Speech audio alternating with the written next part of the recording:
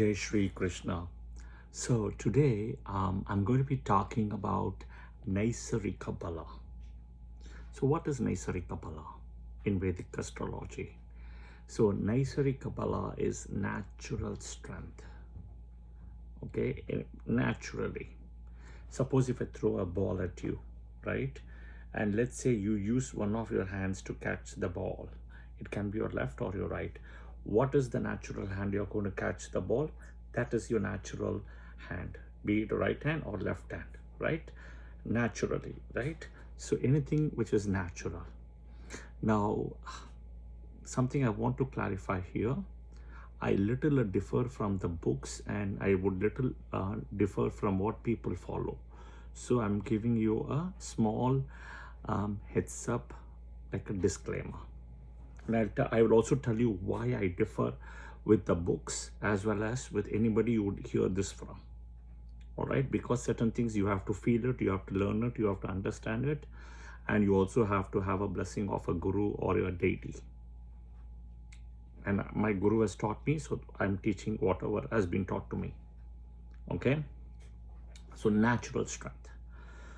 So among the 7 planets, the 7 major planets, we have Sun, Moon, right, Mars, Mercury, Jupiter, Venus, Saturn. We'll first cover the 7. Among these 7 planets, Sun is the strongest. No questions, nobody, no disagreement. So then what is the order then, right? That is the question. So first is Sun, second is Moon. First is Sun, second is Moon, okay? Next is Venus, not even Jupiter. Here is the most important thing, guys. Naisargika Bala, natural strength, Venus is stronger. Then only Jupiter. Sun, Moon, Venus, Jupiter, Mercury, Mars, Saturn. So from a natural strength, Naisargika Bala, Sun is the strongest and Saturn is the weakest. In a way, this is also kind of based on light. Okay, light. If you understand Vedic astrology is Jyotish, and Jyotish is divine light. All right, now I've only covered 7 planets. I've kept 2 planets aside, Rahu, Ketu. Okay, so what does it mean?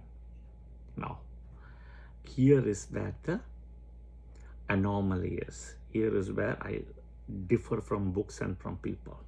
I will never say Parashara Maharishi is wrong. I will never say all the rishis are wrong. Somewhere there is something wrong, gone. It could be in translation, it could be a typo, it could be stuff which was kept years before through learning and memorizing it, not by writing. So yeah, so among the 7 planets, Sun is the strongest. Sun gets exalted in the first house in Kalpurush, Leo, and Sun's Mula Trikona is in Leo. First house Kalpurush, Aries. Yeah, I don't know if I said Leo, but first house Kalpurush is Aries. Sun gets exalted. First house in a way of the solar half, it's called Leo. That is where Sun's Mula Trikona is.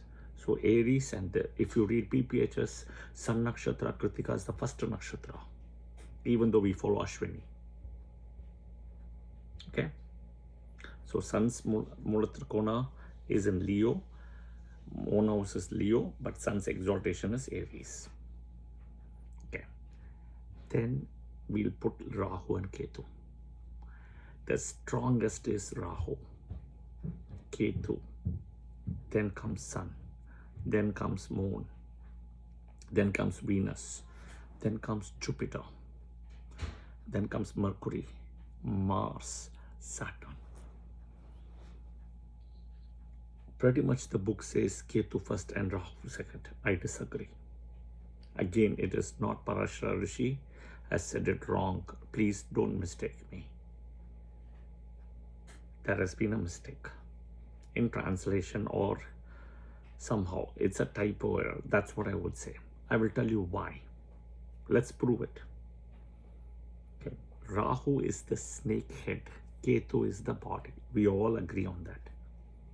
There's no disagreement on that. Swarbanu, snake head body. Where is the poison? Snake head or snake body?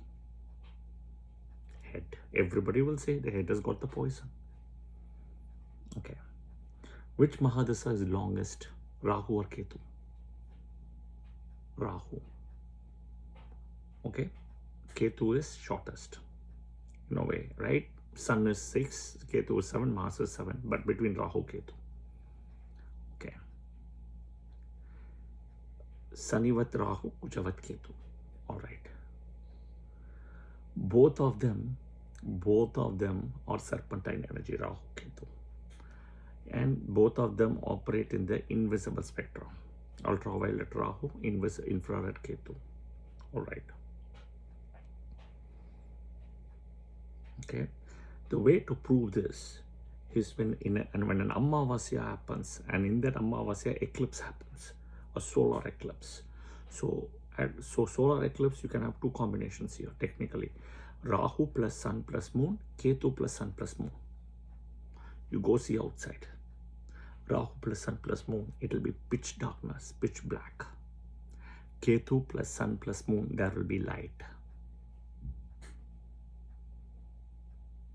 That itself tells you something. Rahu, darkness. Another observation, go outside and see Rahu plus Sun plus Moon. See animals and birds, plants, any interaction, zero, dead.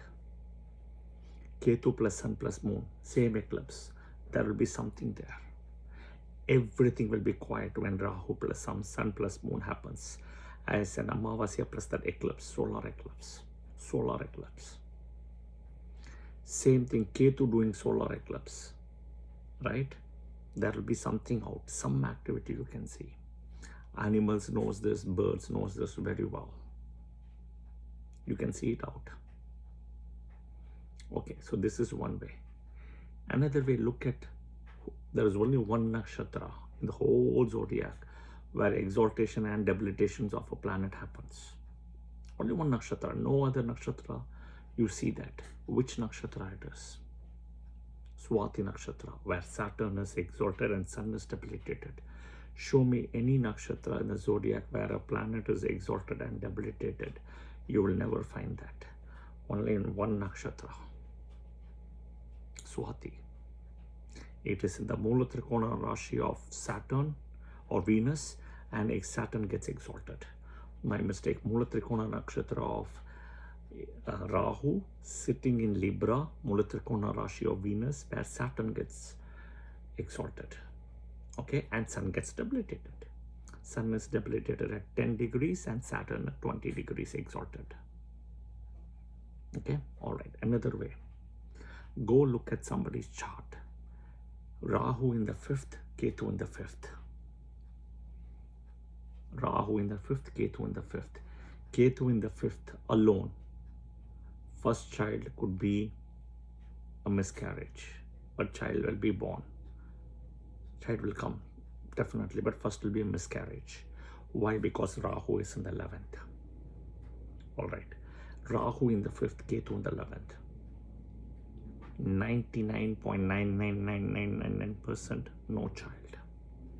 Unless and until Jupiter, Venus all comes into the 5th house. No child. Child loss. Completely. First child, second child, etc. It will be a nightmare for them to have a child. It will also affect the 7th house of marriage. Okay. Now there is also one more thing I want to address. Rahu and Ketu have no aspects.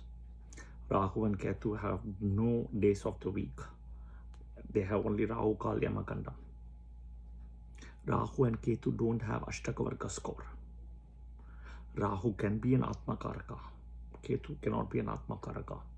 If you use Ashtotari Mahadasa, there is no Ketu. There's only 8 planets with Rahu.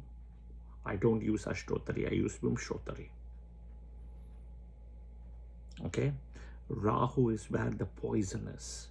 Remember the head with the poison. Not Ketu. Ketu is about different. You have already achieved in the past. You're good to go. Rahu is that desire and you want to achieve it by all means. Yeah? So that is the difference.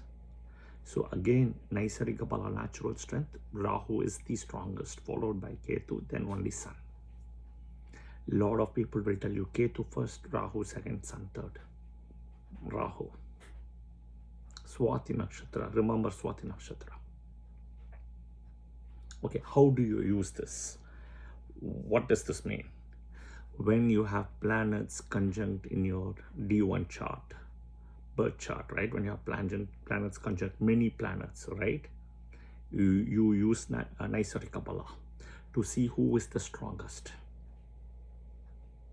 This is one way of measurement. You have Digbala, Drigbala, right? There are so many Balas, right? So that is part of all the Shadbala system. And then you have Sthana Bala. So there are many ways. This is one way. When multiple planets are conjunct. People who were born in February 1962, December 2019 would know about the planetary conjunctions. Yeah, multiple planets. So again, Naisargika Bala, natural strength. Remember Rahu. And last but not the least, the story goes, all the 8 planets were actually reporting to Parvati, and Rahu refused to report to Parvati. He was always reporting to Shiva. Eventually, he was the last planet to report to Parvati. Okay, he was reporting to Shiva. He refused to report. Again, that's Rahu, the last planet. So all the 9 planets reports to Parvati. All the 27 nakshatras report to Saptarishis. Yeah, I hope this was helpful. Thank you, and I'll see you guys soon in another video. Jai Shri Krishna.